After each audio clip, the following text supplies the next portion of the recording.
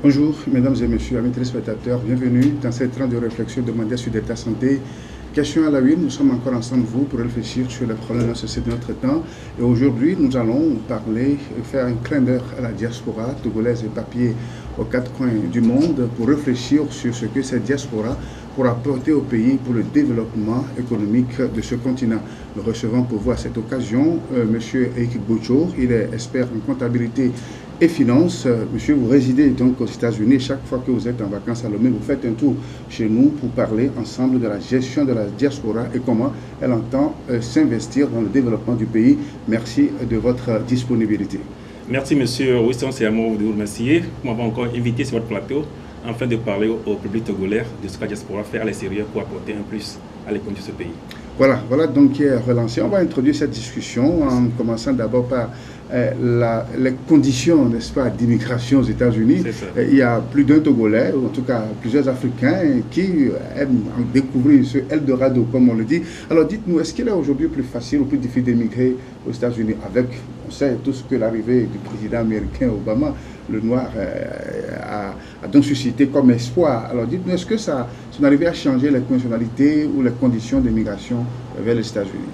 Alors, merci pour la question. Je crois que juridiquement parlant ou constitutionnellement parlant, il n'y a pas de changement en ce qui concerne les lois américaines.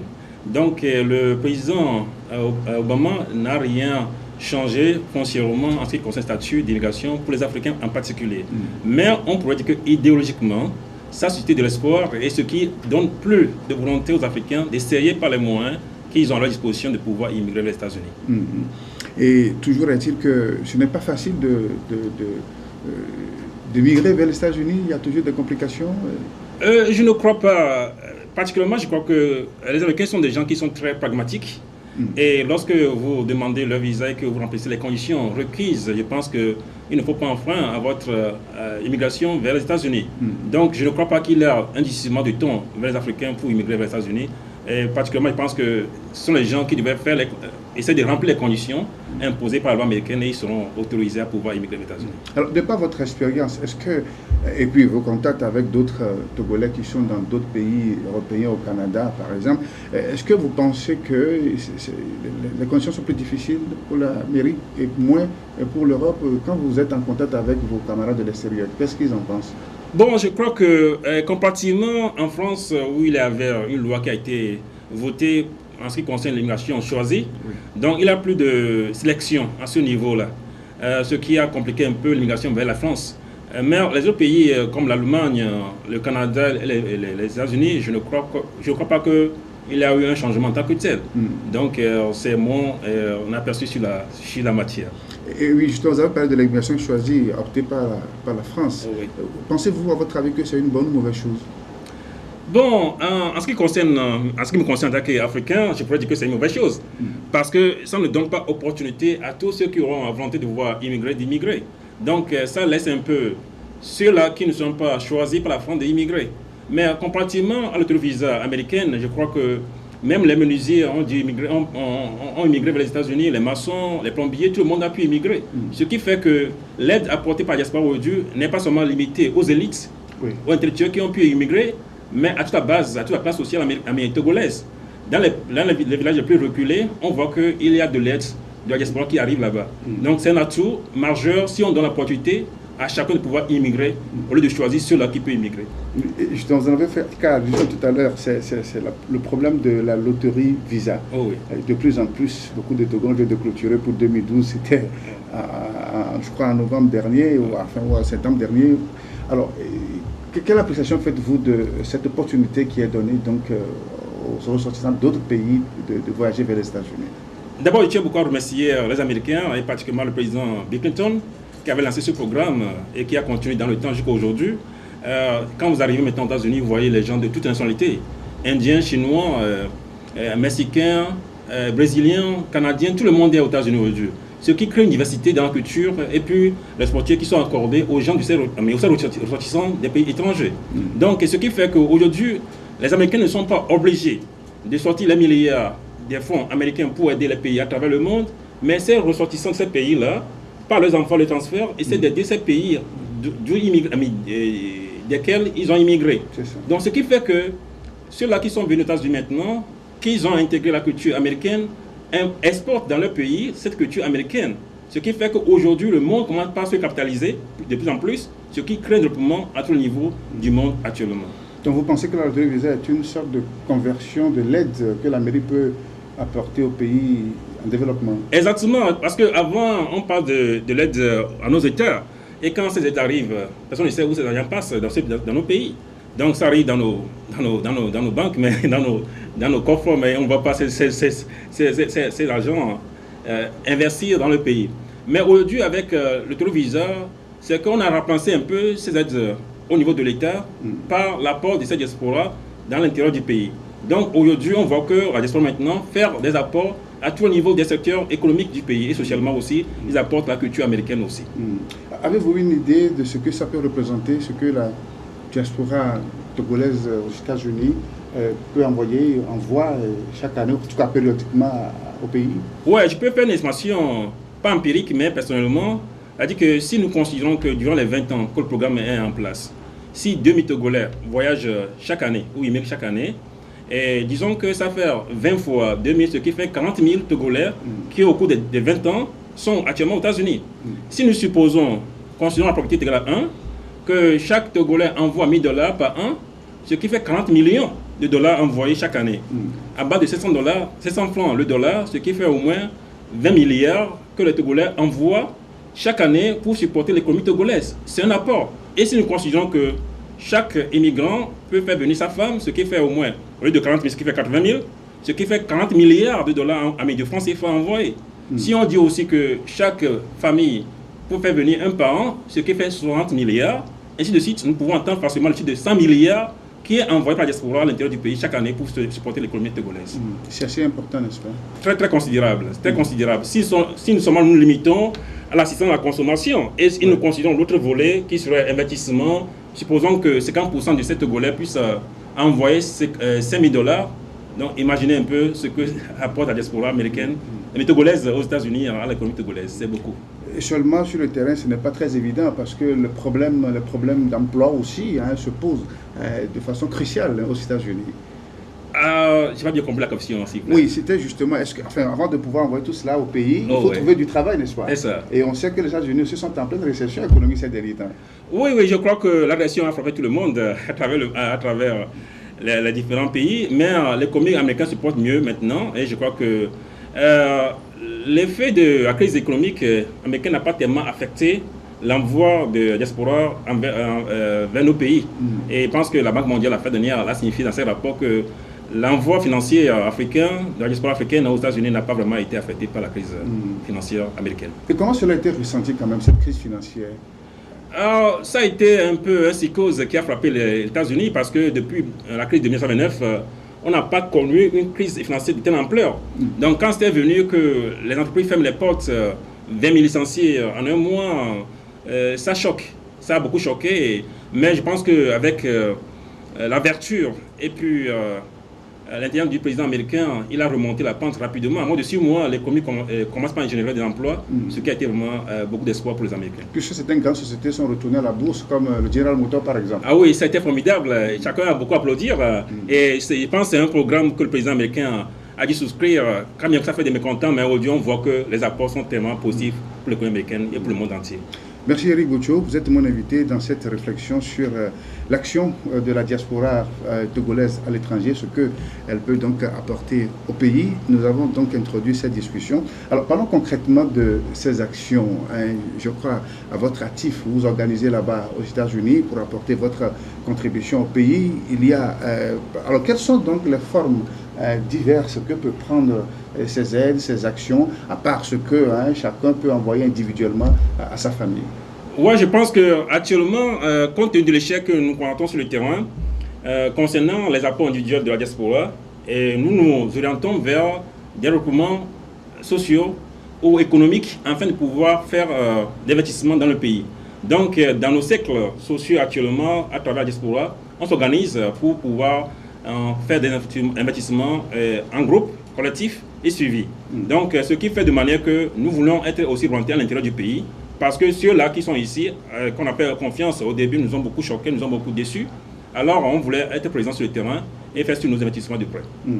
Et c'est dans ce cadre qu'il y a la création de ce que vous appelez le CES, le Conseil économique et social. Alors, quelle est cette structure, son mode de fonctionnement et comment vous entendez, à travers cette structure, vous impliquer davantage dans la question du développement? Oui, le CES Togo a été mis en place il y a de cela 1 an, dont je suis le président actuellement aux États-Unis.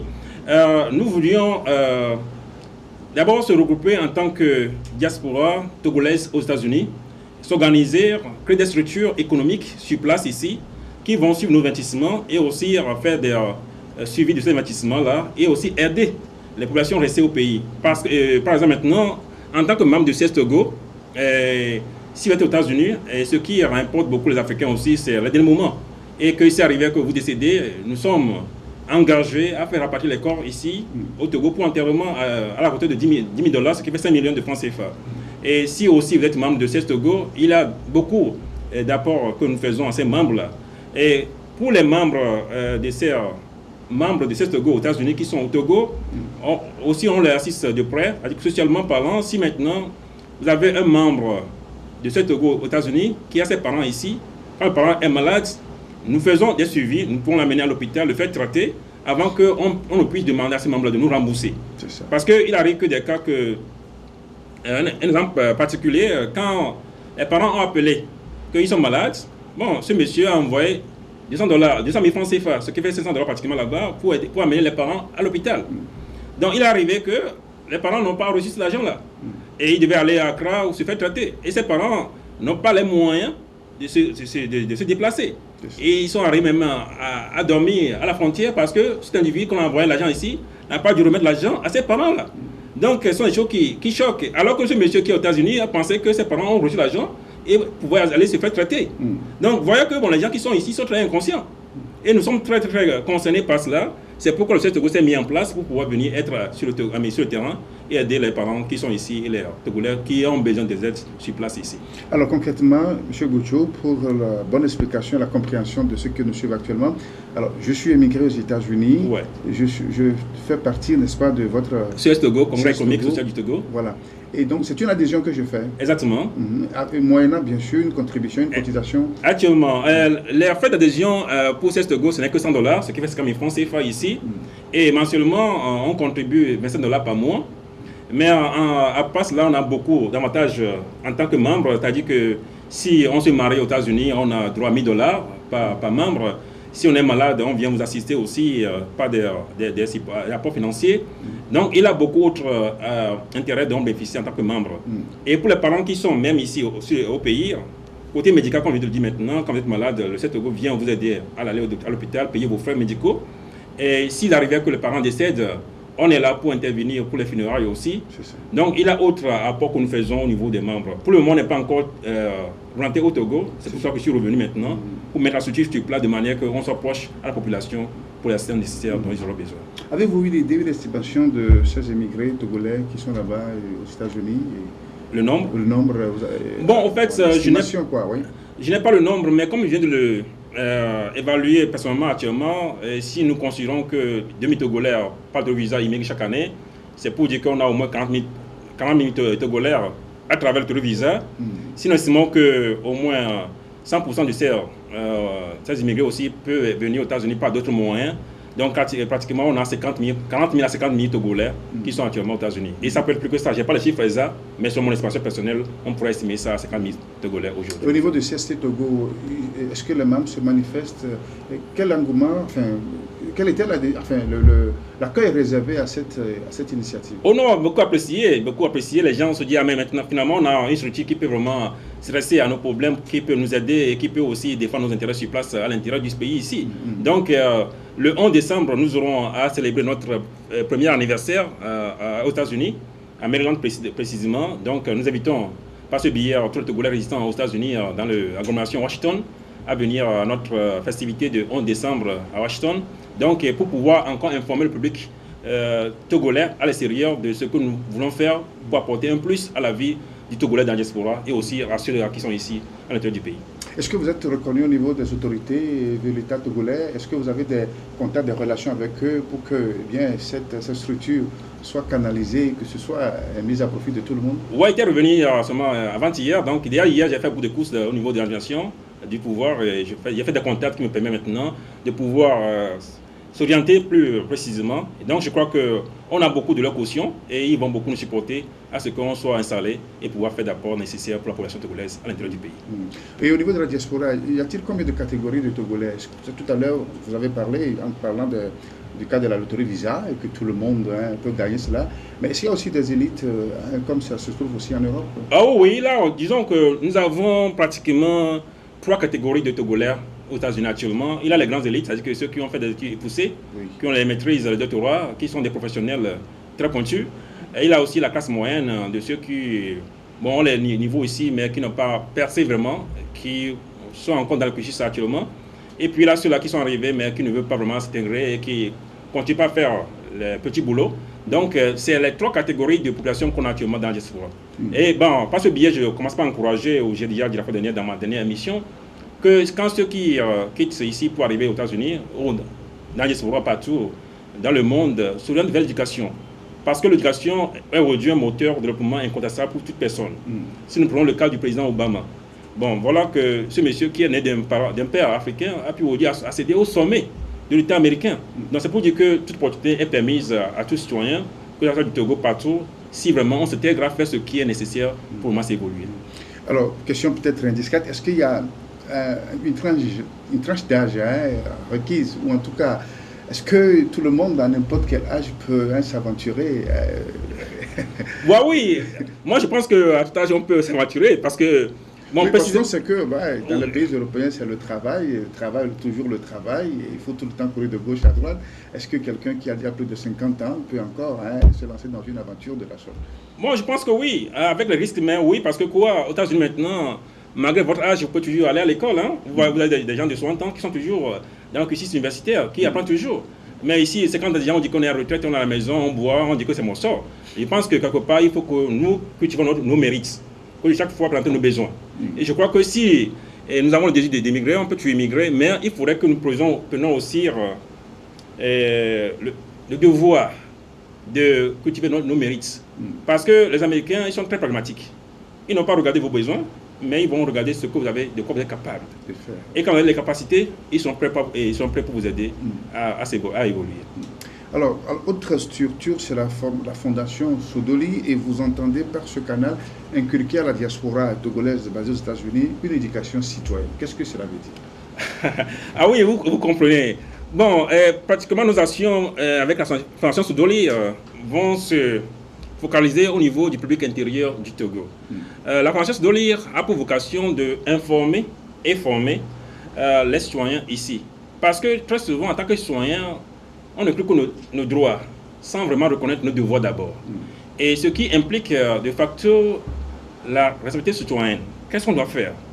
Si maintenant, vous allez dans les villages, moi je suis né dans un village, à Tchéko-Dékoué, vous voyez des gens qui sont au bord de la route, à l'endroit de la journée, ils ne font qu'au boire. Et ils sont saoulés, et quand tu leur demandes pourquoi ils sont dans cet état-là, ils disent que c'est mon sort. Quelle leçon, on arrive à l'expliquer. Alors qu'autour de ce monsieur-là, il a des terrains vides, son papa, ses grands-parents, qui peut aller cultiver. S'il cultive un carré, il met un grain de maïs, pas seulement qu'il va récolter un grain de maïs à la fin de l'année, mais un épi de maïs, c'est-à-dire que plus qu'un grain de maïs. S'il met une poule et un coq à la ferme, il peut avoir plus d'un coq ou un poussin à la fin de l'année. Mais ce monsieur ne fait pas cela, il reste à la maison et dit que c'est mon sort. Bon, si on vient en ville ici, les gens jouent au ludo aux cartes à l'endroit de la journée. Il dit que bon, le pays est pauvre, on ne fait rien. Mais qu'est-ce qu'eux-mêmes font pour pouvoir changer leur état de vie? Pas grand-chose, je crois. J'ai vu qu'avant, on voyait les Ghanéens qui venaient ici, font les cirages de chaussures, pour pouvoir faire de l'argent nécessaire et immigrer. Quand vous allez maintenant aux États-Unis, la population ghanéenne aux États-Unis est très considérable. Et aujourd'hui, le développement du Ghana est aussi d'un apport de la diaspora ghanéenne aux États-Unis. Mais les Togolais, quand on dit qu'on n'a pas de moyens, on reste à la maison, on trimballe de gauche à droite. Je pense quelque part aussi, il faudra que nous revoyions ce que nous faisons en tant qu'individus pour améliorer d'abord notre sort. Et je crois que si nous faisons le nécessaire, on pourrait changer beaucoup de choses. Donc, par le biais de la fondation Sodoli, nous allons parcourir les hameaux, les villages, les villes togolaises pour dire à la population togolaise d'abord ce qu'ils doivent faire. Si nous maintenant nous revenons en ville, vous voyez des gens qui urinent partout, qui jettent leur ordures partout, on dit que la ville est sale. Mais l'État ne peut pas venir aussi vous interdire d'uriner Mais en tant que citoyen, on doit savoir qu'uriner dans la rue partout n'est pas du tout bon pour ce pays, pour les jeunes. Et mettre le dit partout aussi n'est pas bon pour les gens du pays. Donc nous voulons que la population soit sensibilisée sur le bien fondé de comment être citoyen et apporter un plus au développement de ce pays-là. Alors, le problème aussi, c'est que vous avez bien parlé d'aller travailler la terre et autres, mais vous, justement, qui venez de là, il y en a parmi vous qui ont tellement fait comprendre aux jeunes que le bonheur ne se trouve que de l'autre côté, n'est-ce pas, des frontières. Non, personne ne peut dire que le bonheur se trouve toujours au-delà des frontières, parce qu'on revient ici, on voit des Togolais qui ont aussi bien réussi à l'intérieur du pays. Pas forcément qu'on doit immigrer pour réussir. Mais comme je viens de le dire, c'est que ceux qui sont ici pensent que le bonheur est de l'autre côté, oubliant ce qu'ils doivent faire à l'intérieur du pays. Je vous dis maintenant que le villageois là passe son temps à prendre de l'alcool ou de tout, au lieu qu'il pense aller au champ et cultiver la terre. Pour le moment qu'il a la capacité de pouvoir aller cultiver la terre et maintenant espérer avoir de l'aide pour pouvoir faire mieux. Et s'il a d'autres avantages, il peut s'immigrer s'il y a le projet de s'immigrer. Mais quand il reste à la maison, il boit de l'alcool toute la journée, cette personne ne fait rien pour changer son sort. C'est ce que nous voulons que les gens comprennent ici. C'est ça. Bon, et il y a des gens qu'on avait essayé d'aider depuis 15 ans, qui chaque fois qu'on parle de demander de l'aide à la diaspora, 15 ans, ils n'ont rien fait pour vraiment être autosuffisants. Donc on envoie des millions à ces gens-là, mais ils n'ont rien fait de concret. Ces gens prennent l'argent là, ils vont à l'hôtel, dormir avec les filles, faire n'importe quoi, au lieu de pouvoir créer des structures génératives de revenus pour aider d'autres personnes ici. Donc ils sont des continués assistés.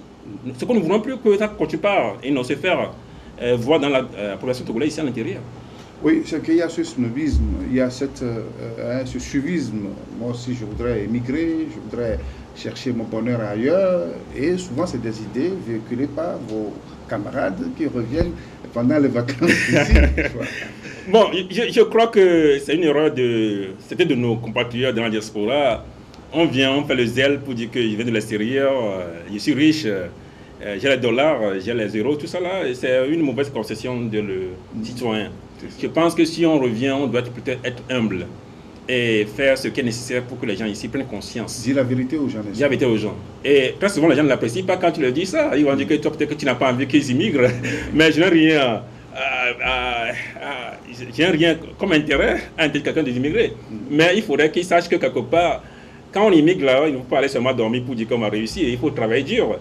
Et là, il faut cultiver ses mérites. Et on peut aussi les cultiver à l'intérieur du pays ici. Et comme je le dis, les gens ne font pas le nécessaire dont ils sont capables actuellement. Et nous voulions qu'ils fassent là. Parce qu'on est concerné de l'état de la population à l'intérieur. Mais cette fois aussi, on pose la question à savoir qu'est-ce qu'ils font réellement pour changer leur état de vie. La situation. Parce que si on est là, parce que comme je viens de le dire, d'autres ont des frères, des sœurs, des amis à l'extérieur. Que durant 5 ans, 10 ans, on les a toujours aidés. Mais jamais ces gars n'en sont arrivés à se prendre en charge.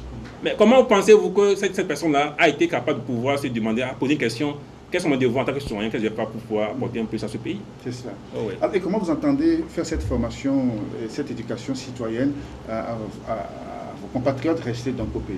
Ouais, nous ferons ça par des colloques, des forums.